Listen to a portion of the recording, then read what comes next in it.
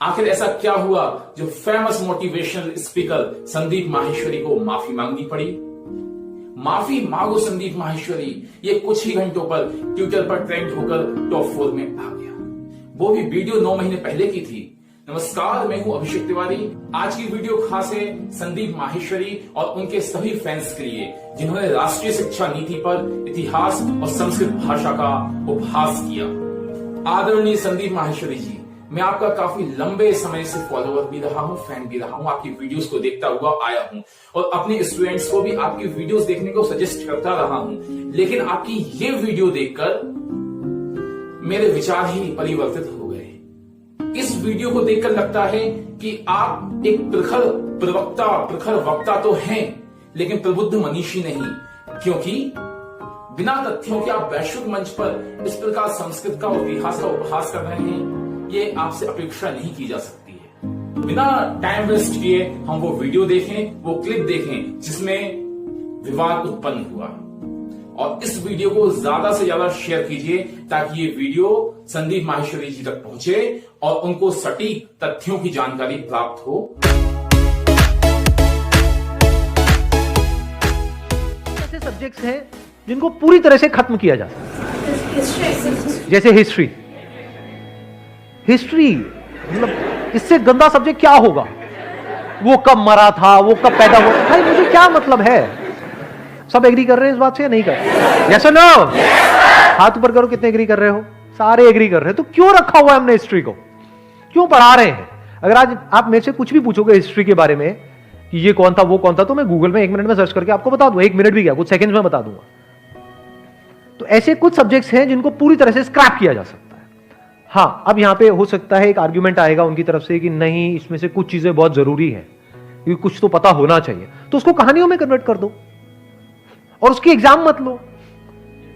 ऐसा भी तो हो सकता है ना। फॉर एग्जाम्पल महात्मा गांधी है, उन्होंने क्या किया वो जानना हम सबके लिए जरूरी है, क्योंकि नोट के ऊपर उनकी फोटो है। तो उनकी कहानी सुनाओ ना, रटवाना क्यों है? ये कोई एग्जाम लेने वाली चीज है? नहीं, बट इस तरह से कोई सोच नहीं रहा है।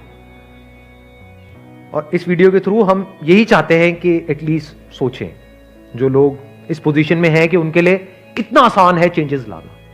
उन्होंने इंस्ट्रक्शन देना है और स्कूल्स ने फॉलो करना है, स्कूल्स ने और कॉलेजेस ने।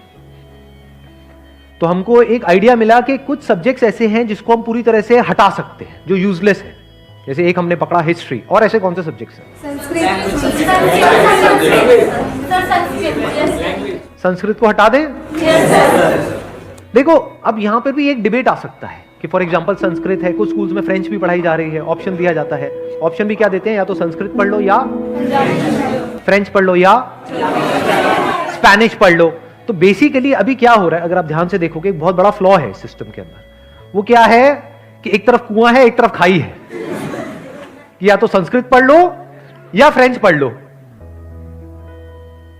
और अगर आप कहते हो मुझे दोनों ही नहीं पढ़ना, ना तो मुझे फ्रांस जाना है, मैं फ्रेंच पढ़ के क्या करूंगा, ना मुझे संस्कृत में किसी से बात करनी है, क्योंकि संस्कृत में जो भी बुक्स लिखी गई है पास्ट में, वो सब हिंदी में कन्वर्ट हो चुकी है, इंग्लिश में हो चुकी है, तो मैं हिंदी में ही पढ़ लूंगा ना इंग्लिश में ही पढ़ लूंगा। जबरदस्ती क्यों पढ़ा रहे हो? तो यहां पे एक आइडिया हो सकता है, जस्ट माय थॉट, या तो इसको स्क्रैप कर दिया जाए, तो अगेन बर्डन कम होगा। सोचो, एक तरफ से आप फ्रेंच पढ़ा रहे हो या संस्कृत पढ़ा रहे हो, ऊपर से जाकर के ट्यूशन भी लेनी पड़ रही है उनको, ऊपर से उसका कोई यूज ही नहीं है। अपने माँ बाप को देखा है कभी संस्कृत में एक दूसरे से बात करते हुए? त्वम किम करिष्यामि, अहम खाना बनिष्यामि। देखिए ये हरकतें ना। जैसा कि आपने कहा, इतिहास एक यूजलेस सब्जेक्ट है। इससे गंदा सब्जेक्ट और क्या हो सकता है? इसकी आपने कोई महत्ता ही नहीं समझी। महोदय, इतिहास इसलिए जरूरी है क्योंकि वह हमें भविष्य में गलतियां होने से बचाता है। और आप अपने शब्दों को देखिए, महात्मा गांधी को क्यों पढ़ा जाए? क्योंकि उनकी फोटो नोट पे छपती है। आप अनकॉन्शियसली बच्चों के माइंड में ये फीड कर रहे हैं कि पैसा ही सब कुछ होता है। यदि महात्मा गांधी की फोटो नोट पर ना होती तो हमें उनको भी नहीं पढ़ना चाहिए। इसका तात्पर्य तो यही हुआ ना। आपने कहा गूगल करके हम सब कुछ जान सकते हैं। एक बात बताइए, गूगल पर जानकारियां अपडेट करता कौन है? हम सब ना। अब गूगल पर मिली जानकारी कितनी पुख्ता है, कितनी प्रमाणिक है, अथवा नहीं, यह कैसे पता लगाया जाए? अब जैसे मैं आपसे पूछूं दुनिया का पहला एरोप्लेन किसने बनाया, तो सामान्यतः सब यही बोलेंगे राइट ब्रदर्स ने बनाया, क्योंकि हमारा इतिहास में हमें यही पढ़ाया गया जो कि गलत पढ़ाया गया है। दुनिया का सबसे पहला एरोप्लेन भारत के महाराष्ट्र में शिवकर तलपड़े जी एक महान वैज्ञानिक हुए थे जिन्होंने दुनिया का पहला एरोप्लेन बनाया।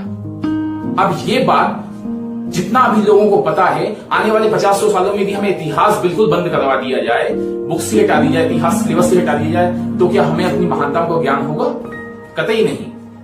और आपने कहा कि इतिहास को यदि पढ़ाना भी है तो कहानियों के रूप में क्यों ना पढ़ाया जाए ताकि इंटरेस्टिंग बने। बहुत बढ़िया, रामायण महाभारत हमें कहानियों के रूप में ही पढ़ाई गई है। और परिणाम क्या हुआ?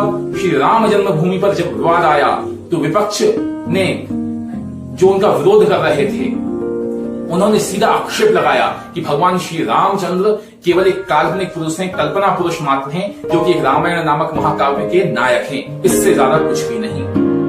यह क्यों हुआ? क्योंकि हमें कहानी के रूप में पढ़ाया गया। लेकिन जब राम जन्मभूमि पर सुप्रीम कोर्ट में विवाद मसला ये सुलझा, उस समय हमें फैक्ट्स बताने पड़े, प्रमाण बताने पड़े। तो इतिहास में फैक्ट्स भी आवश्यक हैं, प्रमाण भी आवश्यक है, पुरातत्व ज्ञान भी आवश्यक है। लेकिन क्या करें, 1835 में जो लॉर्ड मैकाले आया उसने हमारी शिक्षा पद्धति को इतना तहस नहस कर दिया, और उसके कुछ वक्तव्य जो आप स्क्रीन पर देख रहे हैं वो आप पढ़ भी सकते हैं, आप जानते भी होंगे कि उसने हमारी शिक्षा नीति को कितना तहस नहस कर दिया, हमारी गुरुकुल परंपराओं को तहस नहस किया ताकि हम मानसिक रूप से गुलाम बन सकें। आपने कहा संस्कृत भाषा यूजलेस भाषा है, इसका उपयोग ही नहीं है।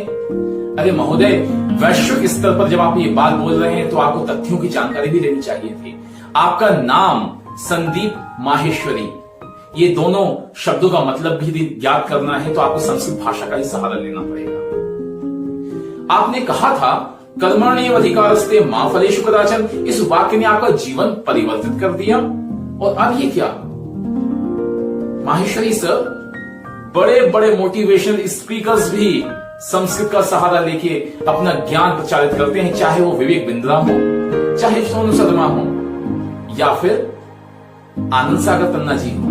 क्लैब्यम आस्मगमा पार्था नैतत्वय उपपद्यते शूद्रम हृदय दौर्बल्यम त्यक्तोत्तिष्ठ परंतप।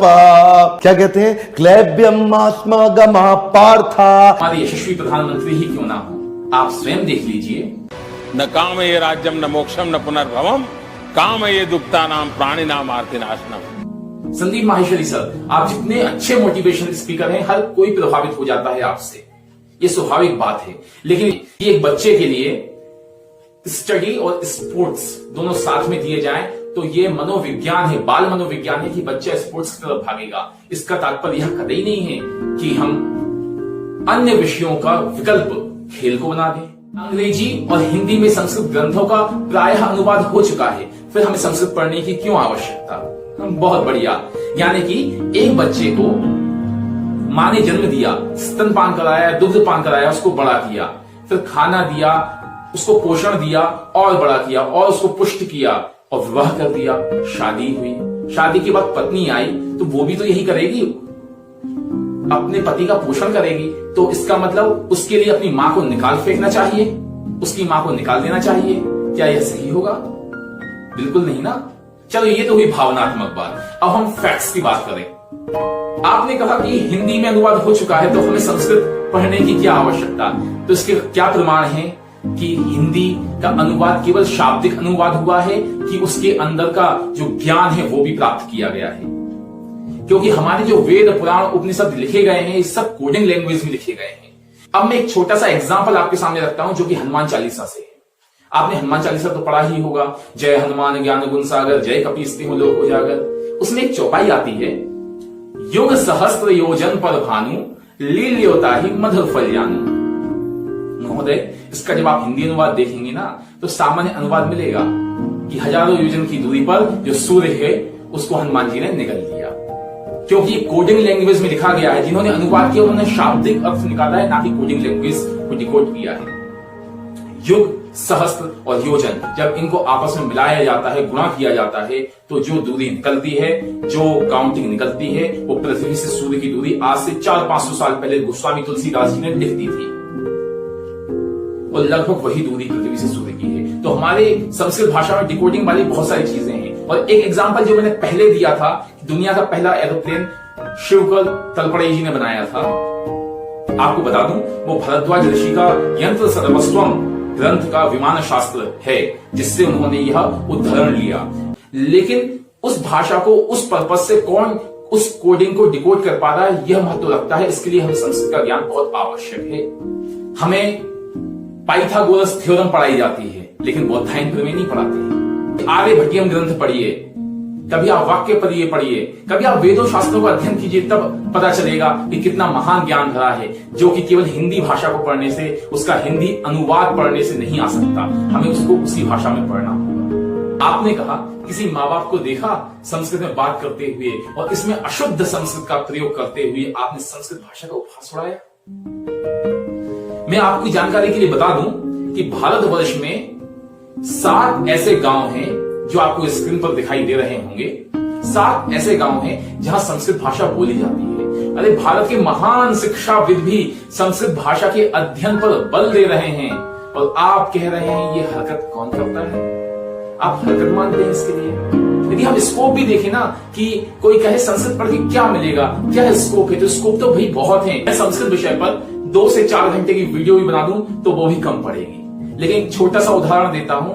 आप CA करते हैं, चार्टर्ड अकाउंटिंग की पढ़ाई करते हैं, अथवा बिजनेस स्टडीज करते हैं ताकि बहुत बड़े बिजनेसमैन बन सके, बिजनेस में कोई प्रॉब्लम क्रिएट ना हो।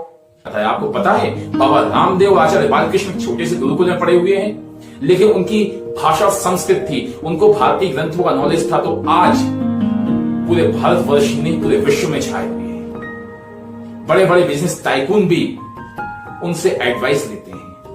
तो इस संस्कृत की महानता ही है, संस्कृत पढ़ने वाले कभी कम नहीं होते।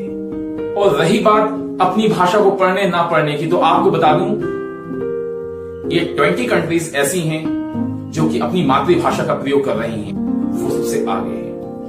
अब ये देखिए कुछ देश जो कि दूसरी भाषाओं का, यानी कि अंग्रेजी भाषा, यानी परतंत्रता, गुलामी की भाषा का प्रयोग कर रहे हैं, तो उनका ग्रोथ लेवल क्या है?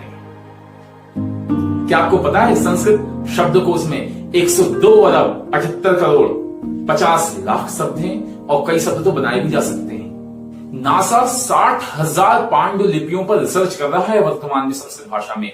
और शायद आपको तो पता भी नहीं होगा, संस्कृत भाषा में तो न्यूज़पेपर भी आता है। जर्मन में संस्कृत भाषा का इतना बोलबाला है कि 14 यूनिवर्सिटीज जर्मन में पढ़ा रही हैं, और आप यहां कह रहे हो सिलेबस से निकाल दो। संस्कृत पढ़ने से बौद्धिक क्षमता का इतना अधिक विकास होता है कि लंदन और आयरलैंड जैसे देशों में भी संस्कृत भाषा बच्चों के लिए प्राथमिक कक्षा से ही अनिवार्य रूप से पढ़ाई जाती है। और प्रेजेंट की तो बात ही क्या करें, 1987 में भी फोर्ब्स मैगजीन ने संस्कृत के लिए कंप्यूटर की सबसे उपयोगी भाषा कहा था। दुनिया भर के 40 देशों के 254 विश्वविद्यालयों में संस्कृत भाषा पढ़ाई जाती है। और सिक्स्थ और 7th जनरेशन सुपर कंप्यूटर्स जो आने वाले हैं 2034 तक आ जाएंगे, वो संस्कृत भाषा पर ही आधारित होंगे। लेकिन हमारी मानसिकता ये बनी हुई है ना कि जब योग हमारे पास था तो हमने योग को नहीं माना, जब योगा हो गया फॉरेन जाकर तो हमने उसको स्वीकार कर लिया। आयुर्वेद को हम नहीं मानते थे, जब आयुर्वेद से आयुर्वेदा बना तब माना। इसी प्रकार संस्कृत भाषा जब विदेशी लोग पढ़ने लग जाएंगे तो हम उसको स्वीकार कर लेंगे। तो संदीप माहेश्वरी सर, चूंकि आप बहुत अच्छे मोटिवेशनल स्पीकर हैं, मैं काफी समय से आपसे प्रभावित भी रहा हूं, लेकिन आपकी कुछ इन बातों से मुझे लगा कि आपको शायद तथ्यों की जानकारी नहीं है। आपने संस्कृत का उपहास किया, लेकिन गलती जानने के बाद आपने क्षमा भी मांगी, ये बहुत अच्छी बात है, क्योंकि नमन्ति फलिनो वृक्षाः नमन्ति गुणिनो जनाः। और आशा करता हूं कि आप इन तथ्यों को जानने के बाद अपनी एक वीडियो बनाकर लोगों के सामने प्रस्तुत करेंगे और संस्कृत का प्रचार प्रसार कीजिए। जयतु संस्कृतम, जयतु भारतम। वीडियो कैसा लगा हमें कमेंट करके बताएं, साथ में ज़्यादा से ज़्यादा शेयर कीजिए ताकि समस्त संस्कृत प्रेमियों तक यह वीडियो पहुंच सके। वंदे संस्कृत मातरम।